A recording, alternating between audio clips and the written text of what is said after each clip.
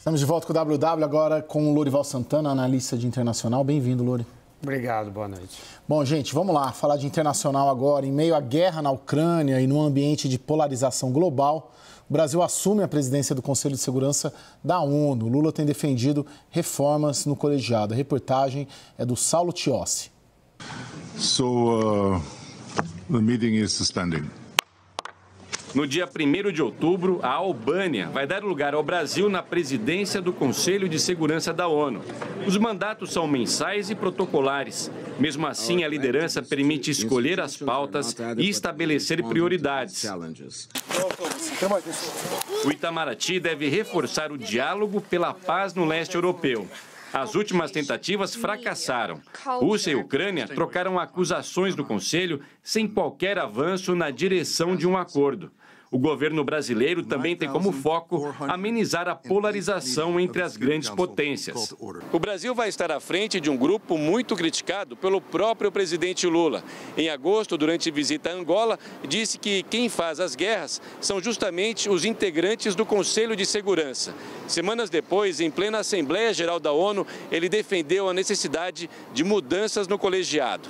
O Conselho de Segurança da ONU vem perdendo progressivamente a sua credibilidade. Esta paralisia é a prova mais eloquente da necessidade e urgência de reformá-lo, conferindo-lhe maior representatividade e eficácia. A reforma proposta significa a ampliação dos assentos permanentes do Conselho, com a entrada do Brasil, além de países como a Índia e o Japão, com a aprovação das decisões pela maioria dos votos. Hoje, dos 15 países membros, 5 têm assento permanente com poder de veto: Estados Unidos, França, Reino Unido, Rússia e China.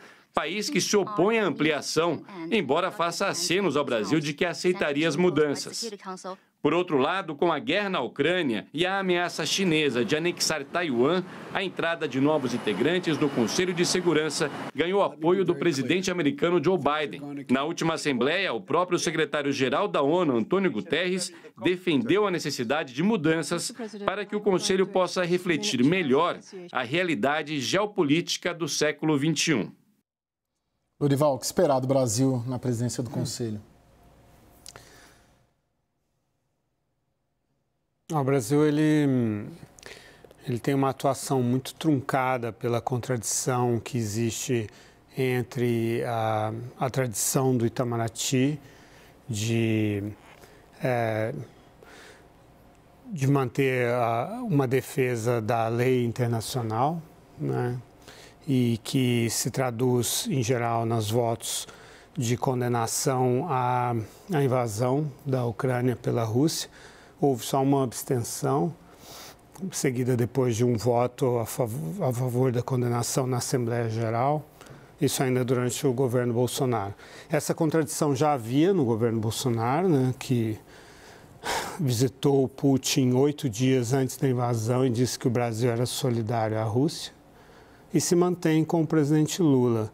Então, existe uma diplomacia presidencial, ou seja, uma posição, uma atuação do presidente Lula, que, por exemplo, despreza o Tribunal Penal Internacional para defender o Putin, que, enfim, acusa o Ocidente de ter interesse na guerra, de fomentar a guerra, etc., que é contra as sanções econômicas contra a Rússia, que é contra a ajuda militar à Ucrânia e que critica a paralisia e a falta de efetividade do Conselho, mas essa falta de efetividade resulta do fato de que um dos que tem direito de veto é o invasor e o outro é o aliado dele, a China. Então,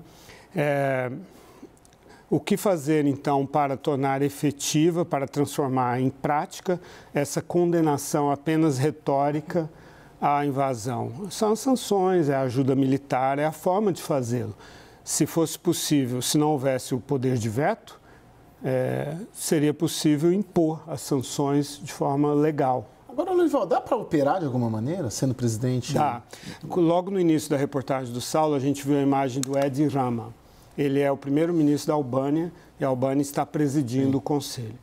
No dia 20, pela primeira vez, o presidente Zelensky foi falar no Conselho. Ele estava em Nova York para a Assembleia. E aí, o Vassily Nebenzia, que é o embaixador russo, queria proibir o Zelensky de falar. E o Edi Rama, que é uma figura, ele é escritor, pintor, ex-jogador de basquetebol, tem 2,1 metros, é do Partido Socialista, não é, mas a Albânia conhece bem o imperialismo russo, né? Foi vítima do imperialismo russo. Disse o seguinte: vamos fazer assim, embaixador, vocês param a guerra e o Zelensky não fala, pode ser assim? Então, ele assegurou a participação do Zelensky. Mas a gente não espera essas coisas do Brasil por causa dessa cacofonia, dessa falta de segurança, de consistência e de clareza da política externa brasileira, que sofre dessa tensão entre uma tradição em favor das leis e um presidente que tem simpatia nítida pelo Putin. Daniel, o que Itamaraty quer aí? Olha, Caio, talvez até por essa falta de clareza e de segurança mencionadas pelo Lorival, o Brasil quer aproveitar esse mês em que vai presidir o Conselho de Segurança da ONU para dar vazão a outras pautas que não a guerra na Ucrânia. Para lembrar, o Brasil, entre os membros não permanentes do Conselho de Segurança da ONU, é o segundo país que mais teve mandatos, 11 vezes. Esse é o 11º mandato do Brasil no Conselho de Segurança da ONU, só atrás do Japão, portanto é o país emergente com mais participações. O Brasil está assumindo a presidência do Conselho, que é rotativa, pela segunda vez. Já tinha acontecido isso em julho do ano passado. E conforme dizia aqui em Brasília, numa explicação, numa conversa com jornalistas, o embaixador Carlos Márcio Cozendey, que é responsável por essa área no Itamaraty, explicava o seguinte: o Brasil, como é candidato a um assento permanente no Conselho de Segurança da ONU, tem que aproveitar esse período para mostrar que tem condições de fazer isso, tem condições de ser um membro permanente. Se não tem condições pela sua robustez e potência militar, que não é o caso, então pelo menos pela facilitação do diálogo, tentativa de construir consensos, tentativa de propor soluções. E se é tão difícil fazer isso na guerra na Ucrânia, então olhar com alguma atenção outras questões. Você tem, por exemplo, nesse mês a questão do Haiti. Há uma pressão dos Estados Unidos por uma nova missão de paz no Haiti. O Brasil não simpatiza com a ideia de liderar essa missão, não. Mas você vai discutir renovação das sanções a lideranças haitianas que, no entendimento da ONU, estão próximas das gangues e das milícias haitianas. Você tem uma missão para verificar o cumprimento do acordo de paz na Colômbia com as Farc. O Brasil vai pegar essa discussão. E vai tentar dar vazão também a discussões, a conflitos que não têm a ver com a Ucrânia, que estão ali na República Centro-Africana, na Somália, no Kosovo. São discussões que o Brasil quer fazer e quer encaminhar nesse mês em que exerce a presidência do Conselho de Segurança. Lorival?